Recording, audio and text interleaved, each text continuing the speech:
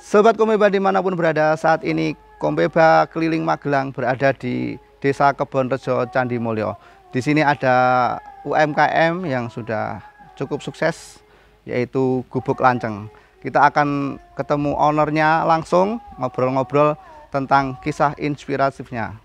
Langsung saja, yuk.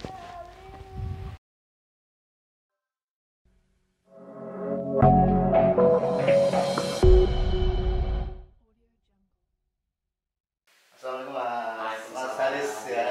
Mas Atik. Gimana kabar? Alhamdulillah, selamat datang di Gubuk Lanceng. Ya, udah lama nih gak ketemu. Iya. Oh, kemarin ketemu ya di Sidomulyo Salaman ya.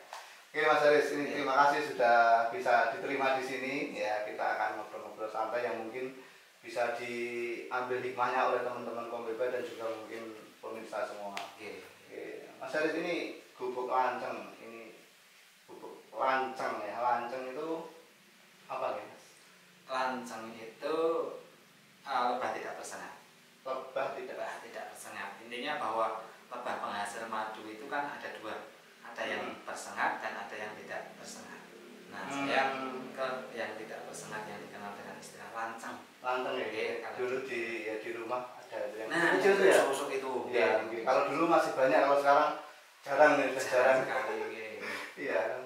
Ini diternak oleh Mas Haris ya. Ini Ini awalnya gimana Mas? Kok bisa terjun di dunia lanceng nih Mas? Oh, kalau awalnya pripun nggih? Ya berawal dari kecelakaan yang saya alami. Saya itu sebetulnya adalah sales pakaian. Terus kemudian saya kecelakaan. Setelah mengalami kecelakaan saya dihopnya 2 tahun. 2 tahun? 2 tahun. Home itu dari RSU Magelang itu dikirim perawat ke sini selama 2 tahun itu. Saya belum sempurna lah kesehatannya. Akhirnya saya berhenti perawatan. Nah, ketemu teman dari RST itu, beliau pakar CWCCA, namanya Pak Joko Prayitno. Itu Certificate One Care Clinical Association. Jadi asosiasi para perawat yang memang mendedikasikan diri untuk merawat diabetes, luka maupun stoma. Dengan slogan mereka stop amputasi. Stop amputasi. Stop amputasi. Berarti lukanya di kaki. Lukanya di kaki. Luka di kaki. Nah, luka di kaki yang 2 tahun kita perawatan itu home care itu tidak sembuh. Akhirnya dikasih sama beliau tahu bahwa dicoba untuk diolesi madu lanceng ini. Madu lanceng. Nah, akhirnya ternyata ketika saya menggunakan madu lanceng itu 3,5 bulan sudah kembali. 3,5 bulan? 3,5 bulan penutup, terus saya operasi, saya angkat platnya. Nah, dari situ akhirnya saya terinspirasi, berarti madu lanceng itu khasiatnya bagus, nah luar biasa. Dari situlah akhirnya saya kembangkan menjadi sebuah peternakan. Tahun berapa Mas? Itu saya mulai November tahun 2014. Mulai beternak itu? Mulai beternak, bukan beternak ya, karena hanya modal 6 usuk gitu. Dari saya itu hanya berkembang sampai saat ini. 6 usuk itu awalnya gimana Mas? 6 usuk itu awalnya ya kan dari teman itu yang dari perawat CWCCA itu menganjurkan agar dikasih madu. Nah, saya kan punya hambatan waktu itu 2014 nyaris belum ada orang jual madu lanceng. Susah untuk nyari, apalagi di daerah sini nyaris tidak ada. Cuman banyak lanceng di usuk-usuk warga. Nah, itulah. Nah, saya akhirnya sambat sama teman yang sering sambatan, kalau di desa namanya sambatan, bantu-bantu tetangga untuk bongkar rumah. Nah, itu dari situ akhirnya beliau itu ternyata punya 1 botol. Nah, dari situ beliau kasih ke saya, terus beliau sambil ngasih sarangnya itu 6 usuk. Oh, 6 usuk itu dari ketika rumah dibongkar itu? Nah, itu dikasih di tempat saya. Biasa 6 langsung. 6 langsung itu, terus dia dibeli waktu itu. Jual madu lanceng itu kan sesuatu yang asor. Apa asor itu bahasa Indonesianya? Ya, yang memalukan lah. Memalukan, karena biasanya kan hanya diambil sama tetangga, dipakai sendiri untuk obat yang anak yang lagi panas dan lain sebagainya. Dari situ akhirnya kok setelah saya manfaatkan yang 1 botol itu, hanya 1 botol itu saja, itu sembuh. Nah, akhirnya saya berpikir, memang madu lanceng itu kan nggak banyak dalam 1 sarangnya. Cuman saya pikirnya itu anak 1 kan punya 6. Kalau anak 10 kan punya 60. Kalau anak 100 itu kan punya 600. Madu lanceng itu 1 sarang mungkin kan sedikit. Tapi kalau 600 sarang saya pikir juga nanti madu. Iya. Dari situ akhirnya terinspirasi. Sedikit tapi kalau dibikin banyak ya kan. Tetap akhirnya akumulasinya banyak. Iya. Betul. Ya singkat. Dari situ terus dikembangkan guys sampai sekarang jadi madu lanceng, apa bubuk lanceng. Bubuk lanceng. Nama bubuk lanceng sendiri? Nama bubuk lanceng itu saya mulai 2016. Akhirnya teman-teman itu saya kumpulkan di sini, saya jadikan satu, saya kelompokkan teman-teman itu. Waktu itu ada 25 anak. Nah, dari 25 anak ini saya jadikan modal untuk membuat sebuah kelompok. Itu, nah akhirnya kita namakan apa gitu. Karena tarik ulur akhirnya diusulkan dah namanya yang simpel saja, bubuk lanceng gitu kan. Karena berawal dari yang namanya bambu kan rata-rata untuk gubuk. Dari situ ya. Nah dari situ akhirnya udah itu gubuk aja. Gubuk apa? Nah itu kan rumah lanceng, ya udah gubuk lanceng.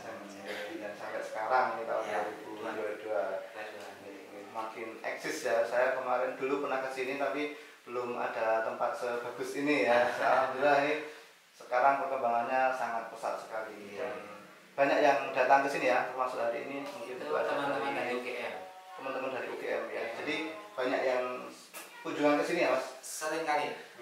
Kalau nggak pandemi itu nyaris setiap bulan pasti ada. Kalau hariannya pasti ada teman-teman yang datang. Nah itu sekedar. Di mana biasanya? Dari Jogja, Semarang. Dari mahasiswa banyak kan? Mahasiswa banyak, dari dosen yang misalnya pasca sarjana mungkin program doktoral atau apa. Nah, saya nggak ngerti apa. Nah, itu datang ke sini untuk penelitian baik madunya, propolisnya, atau sumber pakan lebahnya. Ya apalah bahasa mereka saya juga nggak tahu.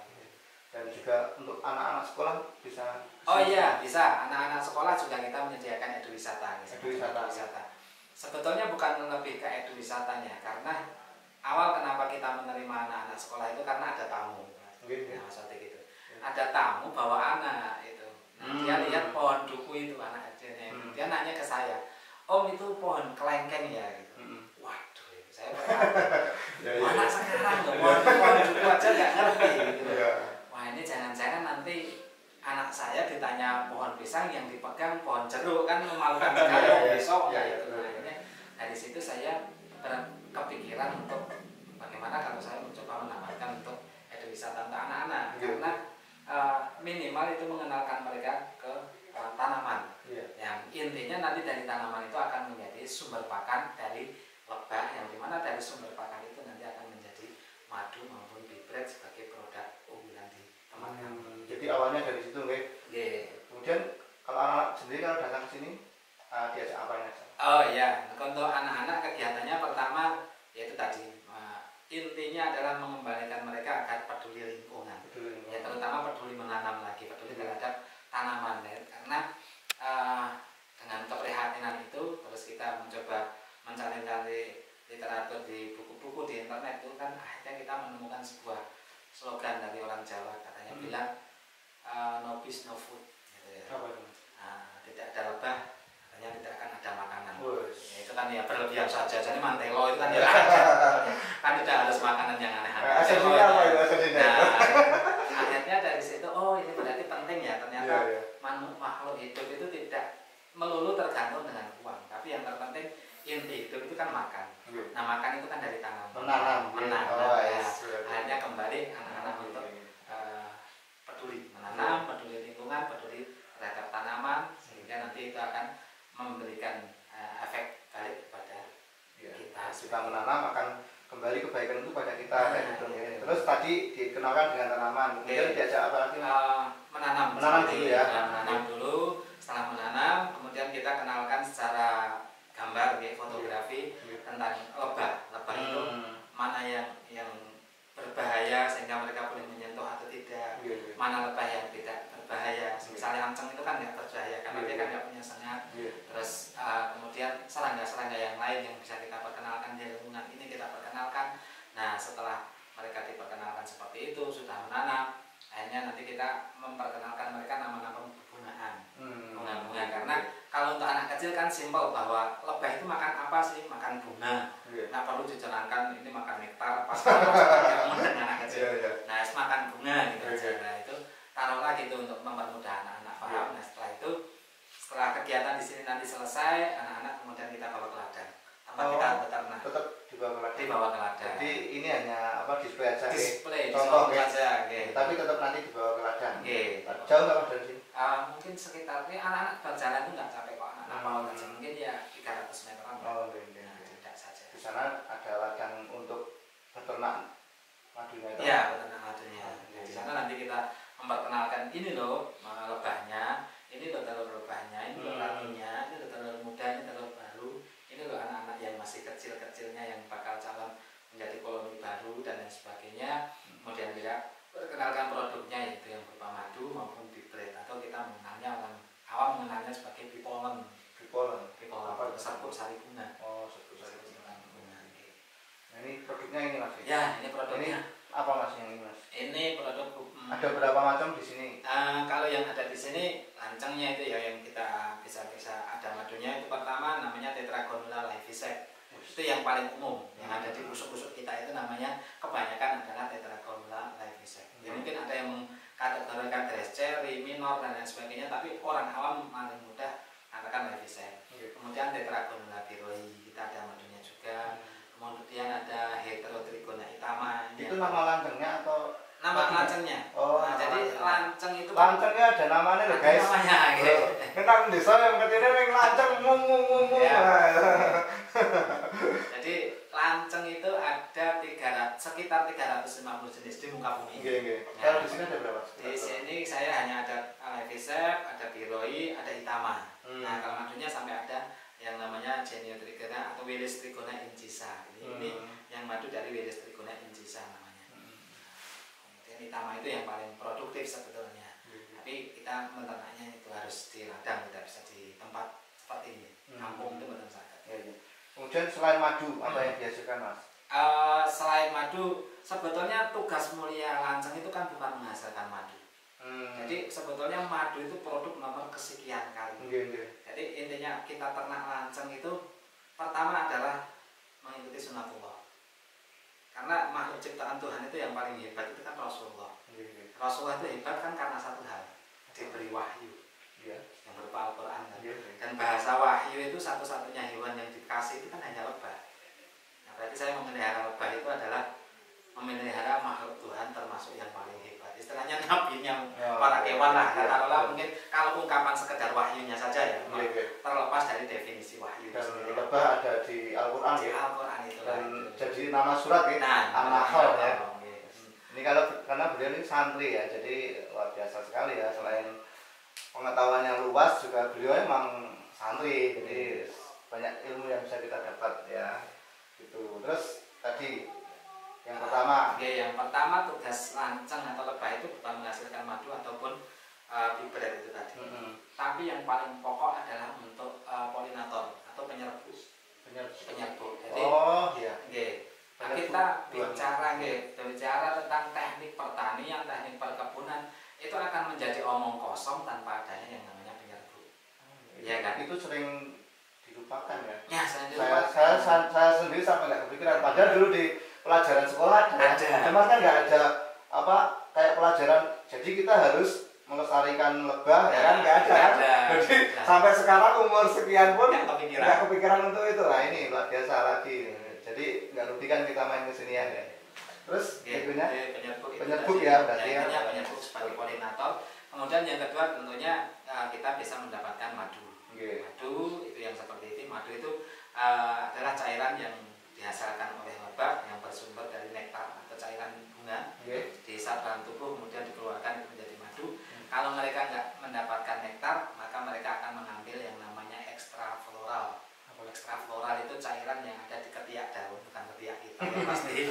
Atau mungkin di ujung daun muda. Ujung daun muda bukan masuk Yuki ya dan lain-lain. Bukan itu. Ujung daun muda itu. Kalau nggak ada bunganya, ya akan di situ. Apa yang diakibatkan? Tentunya akan mengakibatkan perbedaan cita rasa madu. Tetap menghasilkan madu, cuma beda ya. Kualitasnya jelas di bawahnya. Kalau kualitasnya nggak jauh beda. Mungkin bisa, kalau itu berbicara kualitas, kita harus berbicara hasil lab ya. Itu di luar penangan saya, itu nggak bisa saya menjelaskan.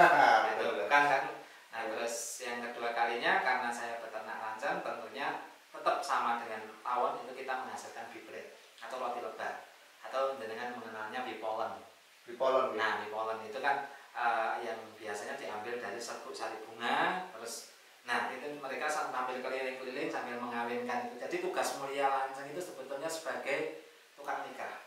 Tukang menikahkan, jadi nama naib itu, penghulu itu dia.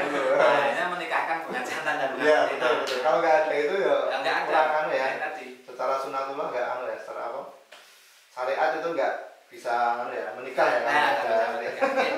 Mungkin kalau penyerbukan hanya mengandalkan angin kan secara teori mungkin hanya 5% saja berhasil. 90% kesana kan gagal. Maka diperlukan polinator yang lain, salah satunya adalah lanceng itu tadi. Kemudian menghasilkan ada tadi madu, ada bibret, kemudian yang terpenting dari madu itu sebetulnya adalah propolis. Propolis. Wong Jawa ngarani malam. Nah, sebetulnya itu ada malam itu sing kayak jenang lot itu. Nah, jadi pot madunya itu. Oh, itu malah yang bagus ya. Itu sebetulnya produk yang termahal. Propolis namanya. Nah, cuman karena saya santri nggak punya basic cara pengolahan itu. Jangan ketika misalnya membeli produk propolis itu kan nggak ada yang murah. Mesti 200 ke atas atau 100.000 ke atas. Padahal hanya mungkin kemasannya 10 mili kan. Andai kan itu dengan ngelak diunjukkan tetap ngelak kalau hanya 10 mili. Tapi itu produk propolis untuk pengolahannya memang perlu tenaga ahli, perlu alat-alat khusus dan lain sebagainya, sehingga untuk apa ya, hasil yang diinginkan dari propolis itu kan untuk bisa menghasilkan namanya pertama dia untuk daya tahan tubuh, itu yang pasti. Terus kemudian selain untuk daya tahan tubuh, biasanya propolis itu ya untuk pengobatan-pengobatan. Itu kan bagus sekali. Karena memang sumber dari propolis itu kalau nggak dari resin atau getah tanaman, itu mereka juga akan mengambil kambium dari tanaman. Nah, itu sumbernya sih. Itu propolis ya. Propolis. Bermanfaat untuk kesehatan. Nah, betul. Kemudian kalau madu baiknya di baiknya itu di musim semi itu karena akan banyak sekali banyak tanaman yang berbunga. Kalau seperti ini musim hujan kan begini. Ketika musim hujan itu kan pertama tanaman nggak banyak yang berbunga. Terus yang kedua itu seandainya berbunga terkadang akan luntur nektarnya karena terkena air hujan. Yang ketiga kalinya otomatis lebahnya hanya bisa bekerja setengah hari. Harusnya siang itu mungkin nggak mungkin dong lembur malam hari ya. Hujan ngiyup-ngiyup. Itulah menjadi hambatan.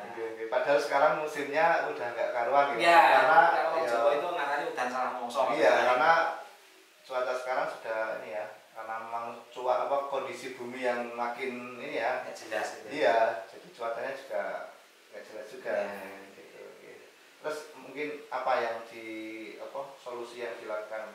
Akhirnya untuk solusi ketika memang seperti ini apa yang harus saya lakukan? Sebetulnya mudah solusinya. Bukan mungkin dong saya memberikan atap misalnya semuanya saat tegal itu kan nggak mungkin. Akhirnya saya membalik ilmunya. Jadi nggak perlu dong kasih atap, tapi saya hanya perlu mempelajari tanaman-tanaman. Oh misalnya pertama tanaman yang memang berbunga sepanjang musim. Artinya musim hujan ya tetap bunga, musim apapun juga bunga. Itu yang pertama kali. Jadi itu biasanya ada ratunya itu otomatis atau bagaimana itu? Otomatis nggak pakai baterai itu. Ketika ada kelompok itu memang otomatis sudah ada ratunya. Iya, jadi dalam satu kawanan yang namanya insekti atau serangga, semua serangga apapun ya. Kalau kecuali serangga yang sifatnya nokturnal ya. Kalau nokturnal mungkin kan mereka nggak perlu ratu. Tapi kalau yang sifatnya koloni itu kan pasti akan dipimpin oleh kawanan, dipimpin oleh seorang ratu. Nah ratu itu nanti punya kelompok kawanan, ada ratu, ada pejantan dan ada pekerja.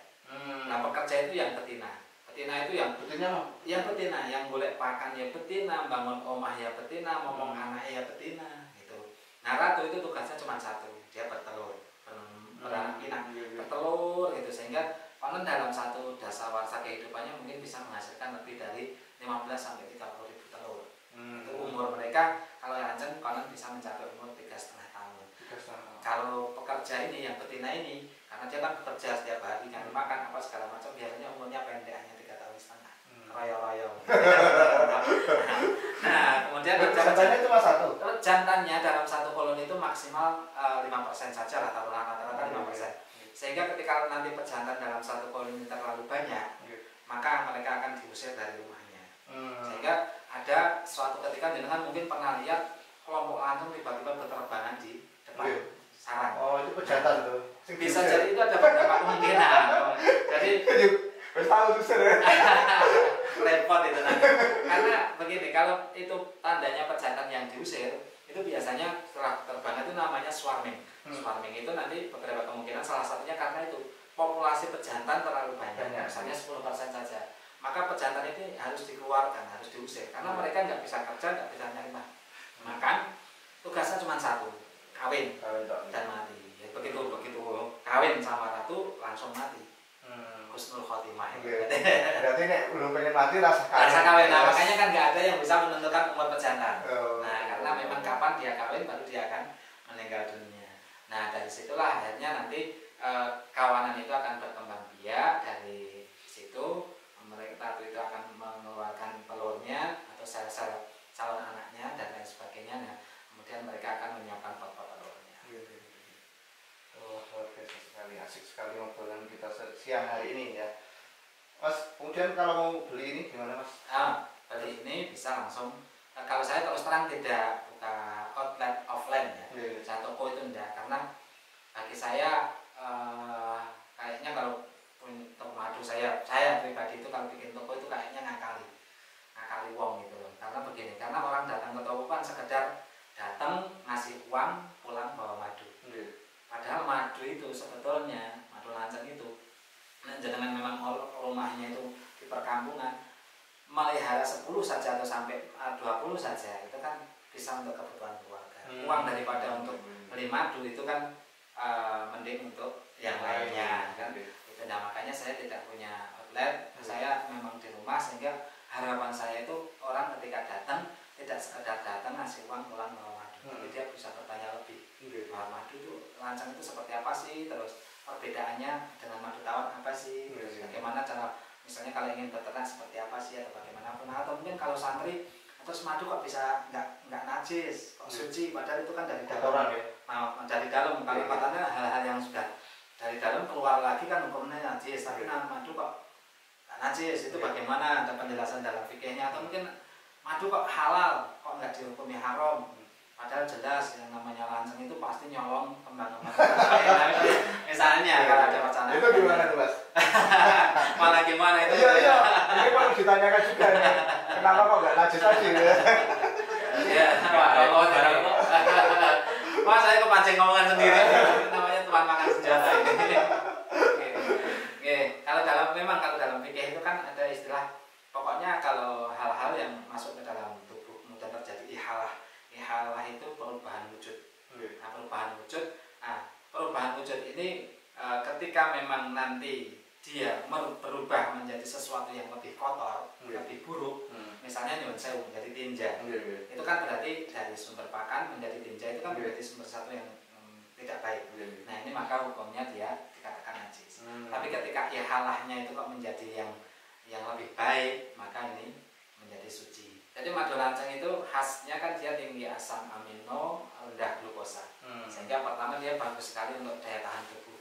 Bagus daya tahan tubuh. Kemudian untuk obat luka bakar dan sebagainya. Misalnya dengan atau mungkin siapapun kena misalnya masak kecipratan minyak goreng.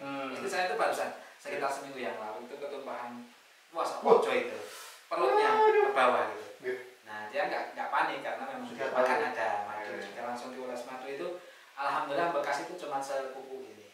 Padahal banyak gitu. Mungkin dia kelewatan saja ya satu kuku itu. Tapi yang lainnya nggak bekas. Melepuh pun tidak. Berapa hari, Mas? Itu nggak berapa hari, sore itu dia kasih tahu tidak ada apa-apa, Mas. Pagi kan dia mau mandikan anak ini. Ketumpahan air. Ketumpahan air yang mumpal itu, yang mendidih ya, mumpal. Maaf, saya begitu bisa bahasa Indonesia. Nah itu, terus mengobati luka bakar. Iya, terus salah satunya yang paling banyak untuk teman-teman yang menderita diabetes. Ya, karena madu itu kan, madu lanceng itu nanti orang diabetes itu kan bukan karena kebanyakan gula. Tadi konon kan karena kegagalan pankreas dan membentuk insulin itu ya. Sehingga nanti insya Allah madu itu akan membantu pankreas untuk pembentukan insulin ya. Sehingga dia akan insya Allah cepat pulih. Terus untuk orang-orang yang meskipun madu lanceng itu kecut, nah insya Allah aman dengan mah itu. Oh, ini istri saya punya mah ini, nanti bisa beli langsung nih. Dulu juga pernah beli tapi udah lama nggak karena kalau mau beli emang idealnya kesini, jadi bisa dapat pengetahuan lebih orang yang tuku madu ke Bali gitu. Seperti itu ya. Terus selain untuk mah apa lagi mas? Kemudian untuk orang-orang yang itu tadi untuk mah, terus kemudian itu apa yang lemah jantung itu. Saya punya pengalaman orang Lukuan itu punya putra katanya lemah jantung. Jadi kan ketika dia terlambat kehabisan madu sebulan seminggu saja itu anaknya udah lemes. Gitu. Saya tidak tahu pastinya, karena saya belum pernah lihat kejadiannya. Tapi anaknya sering dibawa ke sini. Ini bemas anak saya yang lemah jantung gitu. Tadi dia berapa minggu itu dia pasti beli madunya kayak gitu. Konon begitu. Saya malah nggak ngerti kalau bisa yang sejauh itu. Tapi kenyataannya kok ada yang mengamalkannya itu dan sampai sejauh itu. Dan madu sendiri memang sudah di apa? Sunnah Rasulullah gitu. Apa? Segala penyakit obat segala penyakit itu madu. Madu. Kalau untuk cewek biasanya untuk masker yang berbanyak. Nah itu masker juga. Jangan dikasih ibu ya. Tapi ibu kalau dikasih madu kok nggak mau itu, padahal baik untuk kesehatan ya. Terima kasih Mas Haris, ini obrolan kita seru sekali ya, tapi mungkin cukup sekian dulu. Mungkin nanti bisa disambung di lain kesempatan. Terima kasih, ilmunya sangat luar biasa sekali. Mudah-mudahan bisa bermanfaat untuk kita dan juga teman-teman yang lain. Mungkin ada yang pengen disampaikan Mas, closing statement dari jenengan menurut? Nggak ada. Monggo lah. Pesan-pesan buat pemuda. Kalau untuk pemuda ya yang pasti usaha jangan gengsi. Usaha jangan gengsi itu lakukan saja, karena kalau menuruti gengsi saya sebetulnya juga gengsi. Masuk santri kok dadak kekakeraan dekat Tegal, dan turut omah-omah mulai lanjut itu sebetulnya gengsi juga. Tapi nek gengsi nyatanya juga tidak bisa beli Mercy, jadi saya mending nggak usah gengsi. Gitu, jangan gengsi dalam berusaha, itu saja. Terima kasih Mas Haris. Terima kasih. Sekian dulu obrolan kita Kopsan hari ini. Terima kasih untuk Bang Bapak yang sudah support kegiatan kita. Mudah-mudahan bisa bermanfaat, dan juga teman-teman silahkan like, komen, dan subscribe channel Kompleba Channel. Jangan lupa silahkan komen juga ya. Kalau ada pertanyaan tentang madu lanceng, ini ada Mas Haris di sini, nanti bisa bantu-bantu jawab. Dan ini ada bubuk lanceng, madu lanceng dari bubuk lanceng yang sangat bermanfaat untuk kesehatan ya. Bisa dihubungi nanti nomornya Mas Haris. Cukup sekian, terima kasih. Sampai ketemu lagi di edisi Kopsan berikutnya. Kompleba keliling Magelang menghimpun inspirasi. Wassalamualaikum warahmatullahi wabarakatuh. Waalaikumsalam.